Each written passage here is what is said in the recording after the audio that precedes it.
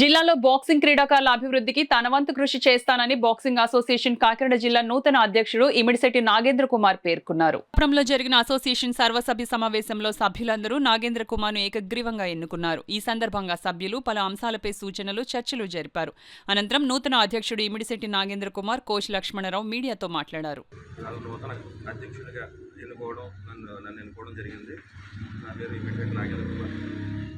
అలాగే ఈ బాక్సింగ్ ఉన్నతికి నేను ముందు అందరికీ అభివృద్ధికి నేను త్వరపడతానని చెప్పేసి తెలియజేస్తున్నాను. Thank you. బాక్సింగ్ అసోసియేషన్ వారి ఆధ్వర్యంలో ఈరోజు జనరల్ బాడీ మీటింగ్ స్థానిక పిఠాపురం ఆర్ఆర్బీహెచ్ఆర్లో జరిగింది.